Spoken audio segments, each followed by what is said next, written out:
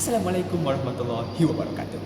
Nama saya Izakil Hakim bin Sazmal Effendi dan saya merupakan salah seorang ahli dari kumpulan 5 Grup 1 MPU 3192, subjek Penghayatan Etika dan Peradaban. Pada hari ini, kumpulan kami akan membentang isi poster kami di bawah tajuk Etika Penggunaan Media Sosial dalam Masyarakat Majmuk. Baiklah, saya akan memulakan dengan sedikit pengenalan tentang tajuk kami ini.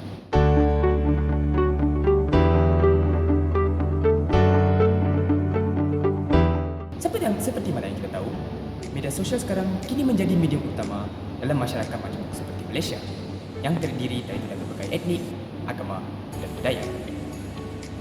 Platform seperti Instagram, Twitter, Facebook dan TikTok membolehkan pengguna untuk menyebarkan maklumat dengan pantas.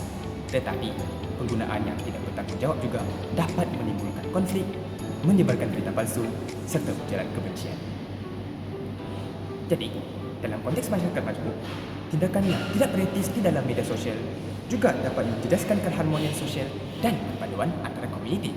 Oleh itu, memahami dan mengamalkan etika penggunaan media sosial sangatlah penting.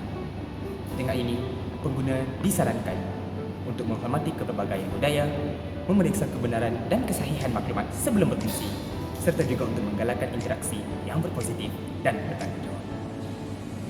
Dengan pendekatan ini, kita boleh tahu bahawa media sosial bukanlah sahaja boleh menjadi alat komunikasi, malah menjadi platform untuk mengukuh keharmonian, perpaduan dan toleransi dalam masyarakat. Selain itu, kesedaran etika ini juga sangat penting bagi mengelakkan konflik antara kaum dan mengekalkan keharmonian sosial dalam jangka panjang.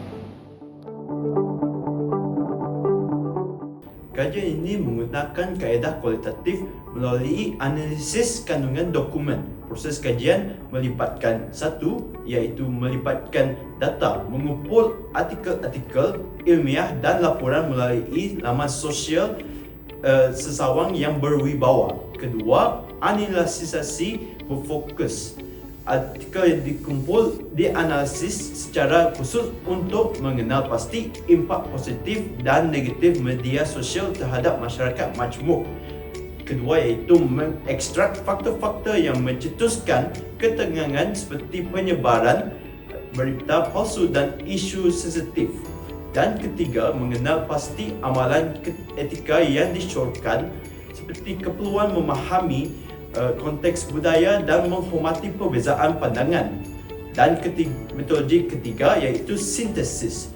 Maklumat ini kemudiannya disintesis untuk membentuk bahagian dapatan dan analisis.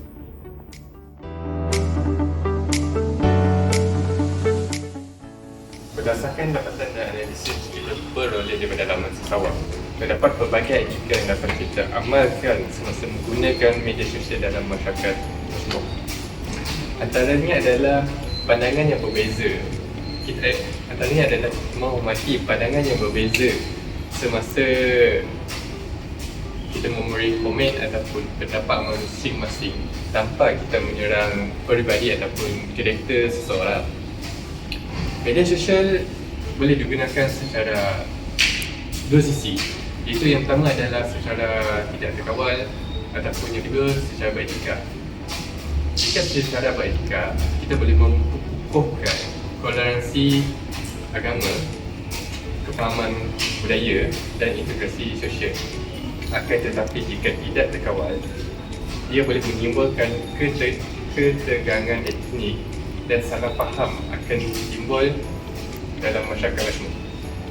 Oleh itu, pentingnya etika berkomunikasi diamalkan oleh semua pengguna media sosial. Secara keseluruhannya, penggunaan media sosial dalam masyarakat majmuk seperti Malaysia memerlukan kesedaran etika yang tinggi untuk kita mengekalkan keharmonian antara kaum dan komuniti. Kerana kita tahu, media sosial sangat berpotensi untuk menjadi alat yang mengukur perpaduan melalui interaktif yang positif serta penyebaran maklumat yang betul dan sahih. Namun juga, ia dapat mencetuskan konflik jika digunakan tanpa kawalan. Oleh itu, pengguna haruslah sentiasa diingatkan untuk menghormati perbezaan budaya untuk kami mengekalkan keharmonian antara kaum dan satu sama lain. Sekian, terima kasih.